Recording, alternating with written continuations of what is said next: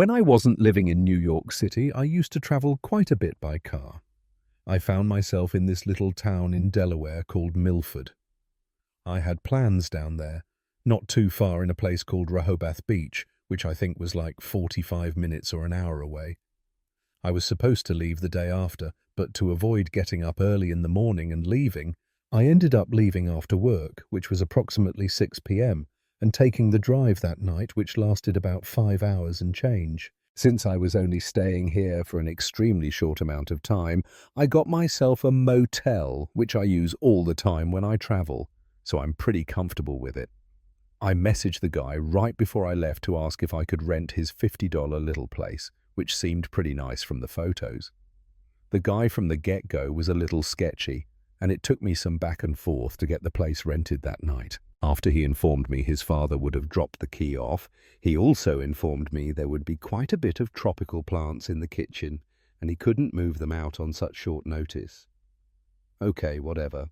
I'm just looking for a few hours sleep, then I'm out of there in the morning, so I get there around 11 or 11:30 p.m. Not sure how many of you are from or have been to Milford, but it's pretty much in the middle of nowhere. This guy's place was in a tiny gated community, which had a total of 15 to 20 houses, maybe pitch black. So I roll up to the place and grab the few items I always travel with: a duffel bag, backpack, jacket, and extra jacket. I use the key code to unlock the lockbox and turn the key, which happens to be the loudest thing that's happening in the surrounding area at the moment. You know when you go to a place where you know some stuff is messed up and you get that gut feeling that maybe you shouldn't be there? Yeah, same feeling. So I put my stuff down on the recliner in front of me.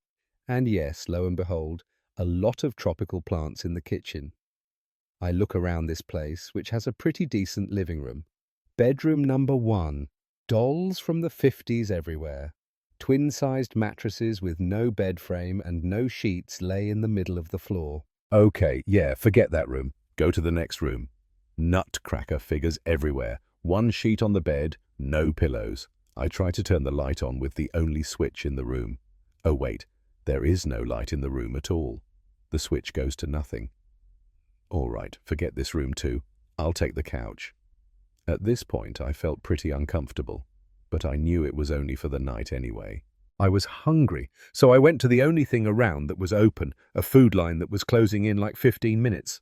I grabbed some pizza bites and a peach Snapple. Classy, right? And went back home. I was so put off by this feeling that I set my GoPro I travel with up while I was gone. So I get back to this place, and the first thing I do is look around to make sure everything is in place just where I left it. That's a good sign. I get my GoPro, take the SD card out, and pop the card in my laptop. I still have the footage somewhere. I wish you guys could have seen this place. It looked like where you would spend your last seconds. Lo and behold, nothing on the footage.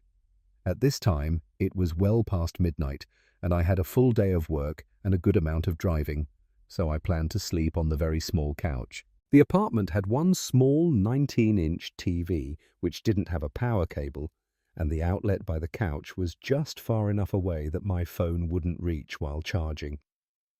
This wouldn't have mattered anyway because I had Sprint at the time and they have poor service to begin with, but where I was, no service. I kept the light on because even though I'm an adult, it gave me some comfort knowing the light was on. Well, after about an hour of lying there, I couldn't sleep, so nature called, and I had to use the bathroom. I got up and sat down in the neon yellow, dimly lit bathroom with a shower that had no curtain. Now let me preface all of this by saying the kitchen had hardwood floors, the type where if you slide a chair across it, it makes that screeching noise that we're all familiar with. Remember that. That part will play a role soon. Back to it. I'm in the bathroom doing my business, reading a bottle on the John, because my phone is charging outside of the bathroom, because how convenient, which didn't matter anyway after all. Like I mentioned, I didn't have service. So I'm sitting there and I hear the chair on the faux hardwood floor screeching across the floor, being pulled gently for about as long as it takes for someone to sit down. I almost threw my heart up. And then, just as I thought it couldn't get any worse, the sound of fingers rhythmically tapping on top of the wooden kitchen table, impatiently getting faster, frozen, astounded. Good thing I was already on the toilet. I sat there and repeated to myself 10 or 11 times, I messed up. So I sat there for 2 to 3 minutes and debated what to do. At this point, the tapping had stopped. But I figured that I couldn't stay in there forever. I thought to myself, whoever is out there already knows I'm here. So I decided to forget it. I'm going to go out there and try to fight him off and grab the Bowie knife I carry in my backpack when I travel and basically try to defend myself because I assume they don't want to play checkers or talk about their day of killing with me. So I rush out of the door and nothing, nobody there, no sign of anybody. The chairs were not even moved. I did not even bother to check the rest of the place, pack my stuff up as if the place was burning down, got in my car and drove to my holiday in an hour away at like 3 a.m. I told the guy at the desk what happened and he let me check into my room. That was for like 3 p.m. the next day, a king-sized bedroom, because the room that was reserved for me wasn't even ready. Before we dive into the next story, if you're visiting our channel for the first time, don't forget to hit the subscribe button and turn on the bell icon to stay updated with our upcoming scary stories.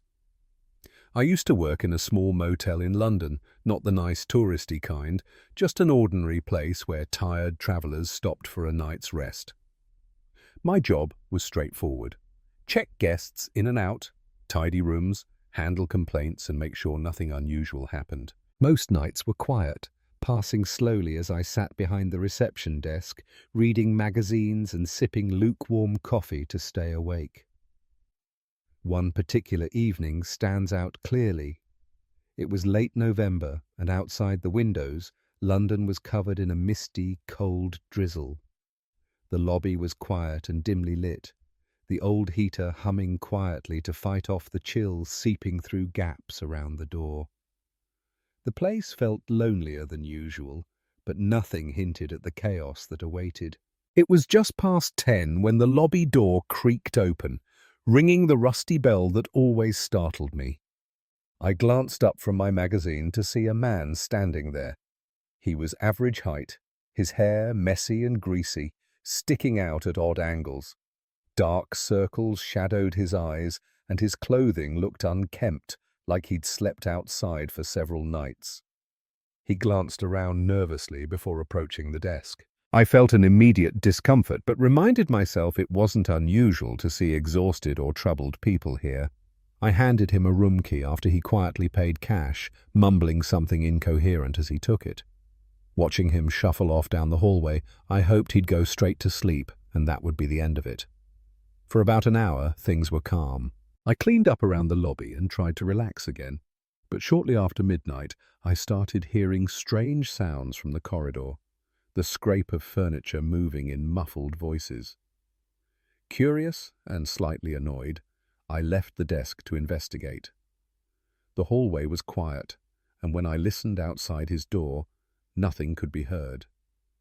I shook my head, thinking fatigue was playing tricks on me, and headed back to the lobby. Just as I settled back in my chair, the sound returned, louder and more aggressive than before. A door slammed violently, echoing down the hallway.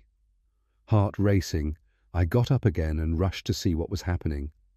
Before I reached the man's room, the door swung open, startling me badly. There he stood in the dim hallway, eyes wide, breathing heavily. He pushed past me without a word and went straight into another empty room. Confused and worried, I followed cautiously, trying to remain calm. Inside, I found him standing beside the bed, muttering to himself incoherently. He grabbed the mattress, flipped it off the bed frame, and began tearing at the sheets frantically, as if desperately searching for something hidden. I tried to reason with him, asking him to stop, but my words didn't reach him. He continued to destroy the room, tossing pillows, lamps, and bedside tables aside. Feeling helpless, I realized I needed backup. Before I could reach the phone, I heard footsteps in the hallway. My friend Jack, who regularly dropped by to chat during his late-night security patrols nearby. Jack was tall and solidly built, always calm even in stressful situations. Relief flooded over me when I saw him step into the room. Without hesitation, Jack tried calming the stranger down, approaching him slowly and carefully. But the man, instead of calming, lashed out wildly, fists flying and eyes full of rage. Jack was prepared, but the struggle was violent and chaotic, making the small room feel even smaller as they wrestled against the walls and furniture. I stood frozen, heart pounding in panic, unsure of what to do. Then Jack, breathing heavily from the struggle, finally managed to pin the man down against the carpeted floor. He yelled at me urgently, "Call the police now." My hands trembling, I picked up the bedside phone, dialing as quickly as I could manage. The dispatcher sounded calm, asking me questions as Jack kept the man restrained beneath him.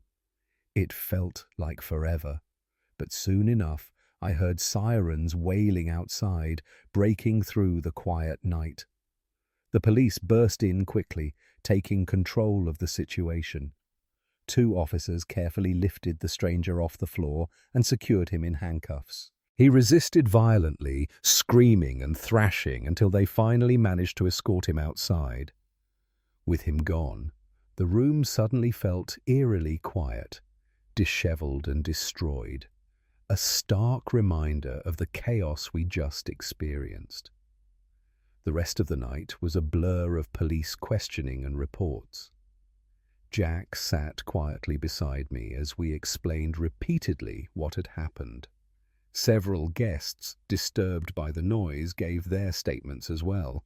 It turned out the man had been involved in similar incidents before, driven by personal issues and substance abuse. Knowing the truth did little to ease my anxiety about that night. Afterward, I sat in the lobby again, the heater humming as if nothing had happened. Dawn came slowly, the mist outside thinning as daylight finally appeared. My shift ended quietly, and as I walked home, fatigue heavy in my bones, I realized how vulnerable we could feel, even in familiar surroundings. Though I continued working at the motel, every late shift afterward brought a quiet dread. Each time the lobby door creaked open, my heart jumped nervously. That strange man's desperate eyes haunted my memories, a reminder of how easily a normal night could turn into something terrifying. A few years ago, when I was in high school, my history class took a trip to Belgium. We were all GCSE students, excited for the adventure ahead. But little did we know, this trip would turn out to be one we'd never forget, for all the wrong reasons. It all began when our bus pulled up to a rundown motel on the outskirts of a small town. The building looked ancient, with paint peeling off the walls and ivy creeping up the sides. Our teacher, Mr. Thompson, assured us it was the only place available for miles around, so we reluctantly filed inside. As we checked in, the receptionist gave us a set of keys with a warning to stay out of the basement. It was an odd request, but we shrugged it off, too eager to explore the town to dwell on it. We were assigned the only room on the top floor, which meant a long climb up creaky stairs.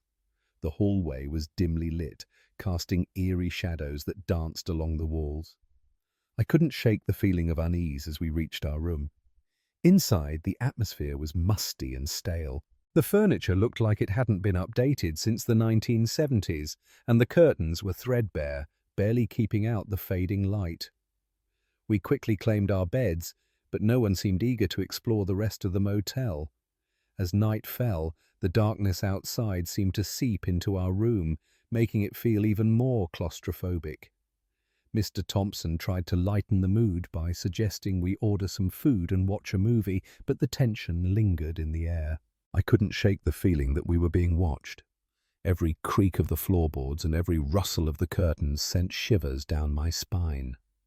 When someone mentioned needing to use the bathroom, I felt a sense of dread wash over me.